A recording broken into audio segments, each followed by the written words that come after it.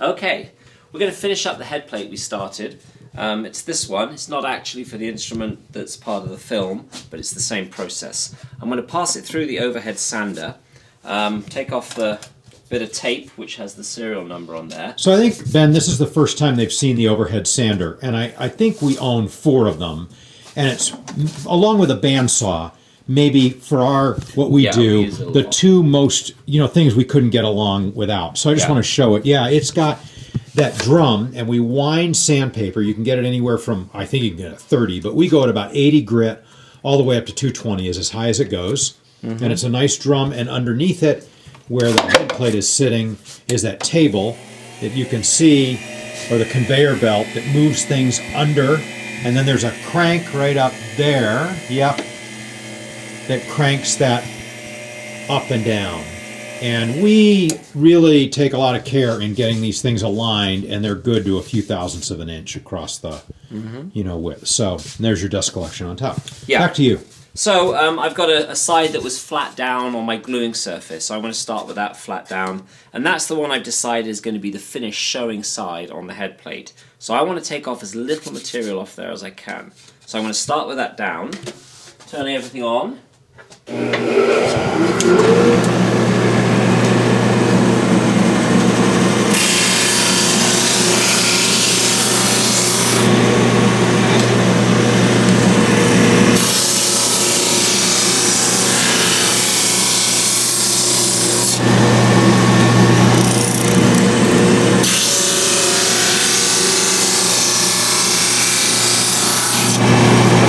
Flat now, so I'm going to switch it over.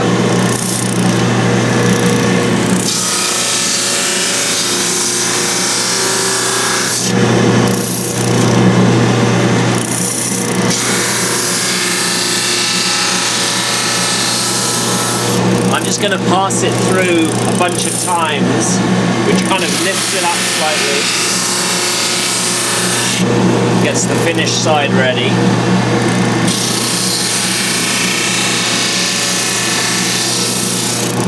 I need one thing from over here.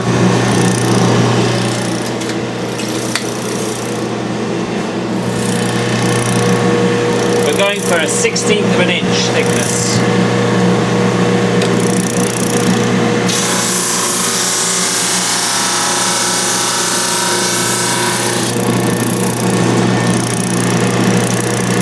So I've changed my mind. I now like this side better than this side. I've got this nice colour going through here. You never really know. So I'm going to change my mind and make that the finished side, so I'm going to take material off the back.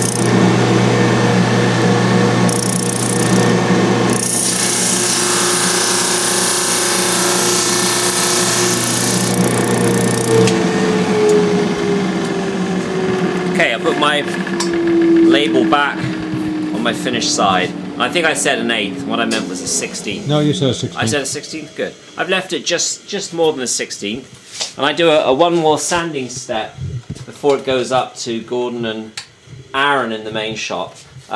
We find that the sanding really is important, and if we don't get it right, scratches show up under our nice old finish. So the better I can get it here, the better it's going to end up.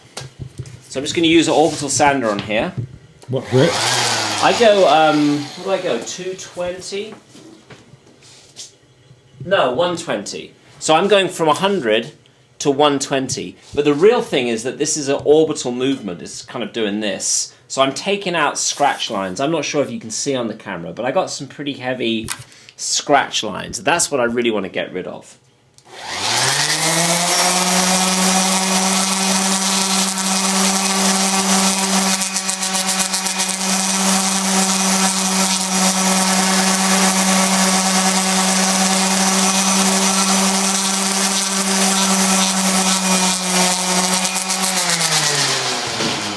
And I'll hold it up to this light, and if I put it on an angle like this, you start to see where the few lines are left. So I've still got some scratching, and the bloodwood here is much harder than this mango. So the mango's looking great, but the bloodwood, I've still got some scratches.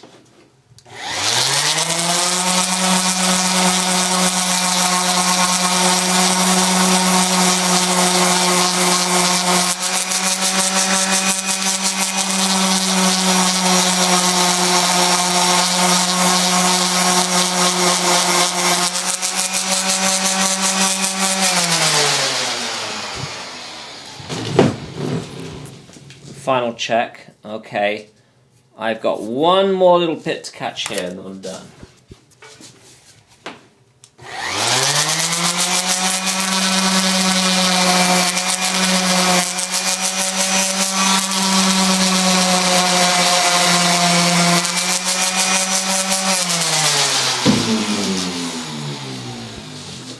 Blow it off to make sure I'm really seeing what's going on. It's kind of my final check. I'm happy with that.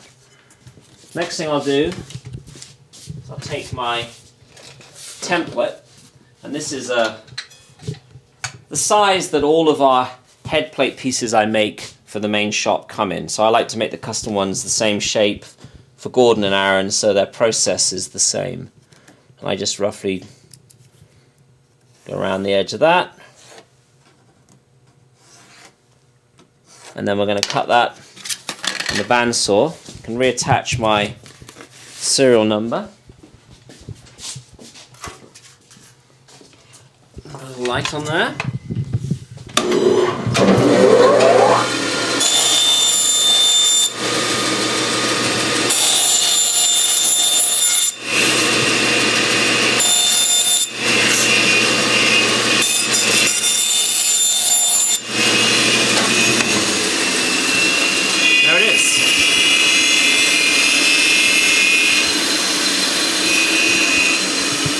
So that's ready to get glued onto the head plate, and they set them on at any kind of angle they feel like that day, and that's one of the things that gives us uniqueness to each instrument.